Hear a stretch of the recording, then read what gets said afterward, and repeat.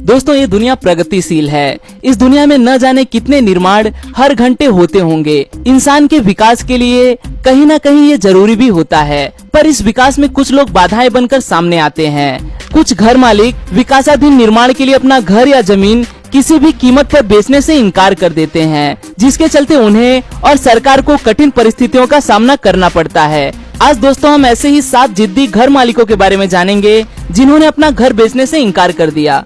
Let's begin.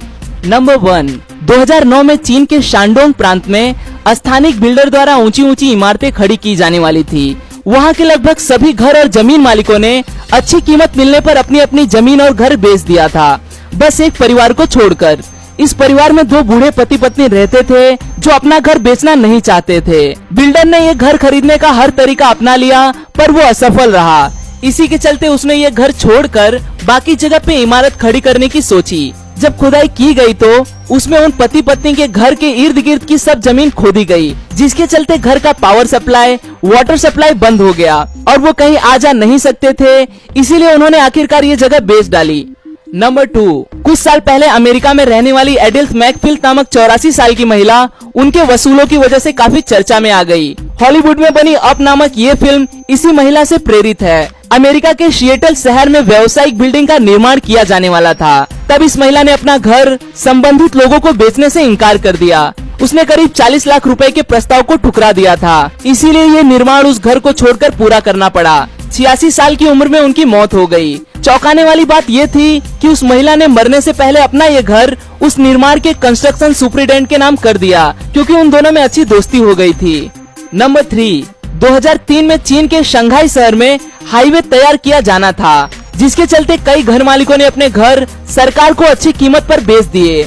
सरकार ने उन्हें 4 फ्लैट, 130 स्क्वायर मीटर की जमीन और 80 लाख रुपए की प्रॉपर्टी उनके घर और जमीन के बदले दे दिए, जिनको वहां के लोगों ने हंसी खुशी मंजूर कर लिया। पर एक घर मालिक ने अपना ये घर सरकार को बेचने से इनकार कर दिया। इसीलिए जो हाईवे 4 लेन का होने वाला था उसे 2 लेन में बनाना पड़ा। आज ये घर ठीक रास्ते के बीच में खड़ा है, जो प्रवासियों के लिए परेशानी का सबब बन चुका है। नंबर 4, इशामेल बरमुदा जो मियामी अमेरिका का रहवासी है, उसका एक पुराना घर बिल्कुल शहर के बीच में खड़ा है। उसका कहना है कि ये जगह एक पवित्र जगह है, जहां अमेरिका का बड़ा इतिहास दफन है, जहां कई पुराने चीजों के अवशेष आज भी मिलते हैं। जो निर्माण इस शहर में चल रहा है उससे संबंधित लोगों को इस इतिहास से कुछ लेना देना नहीं है, इसीलिए ये घर और जगह मैं नहीं बेचना चाहता।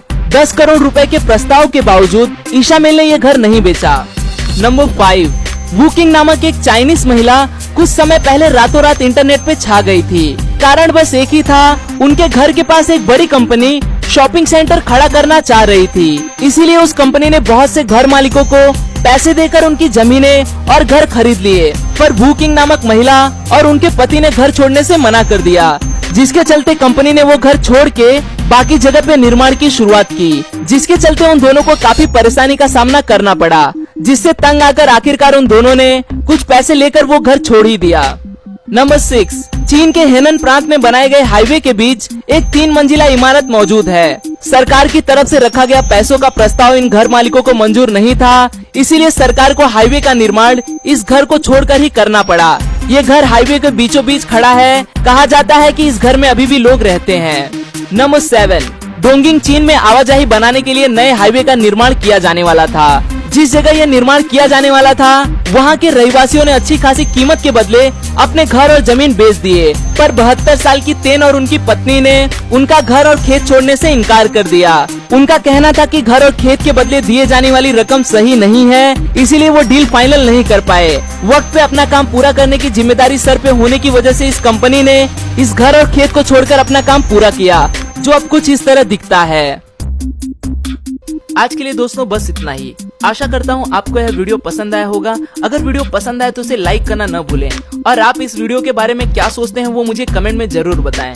फिर मिलूंगा दोस्तों एक नए वीडियो के साथ में, तब तक के लिए नमस्कार।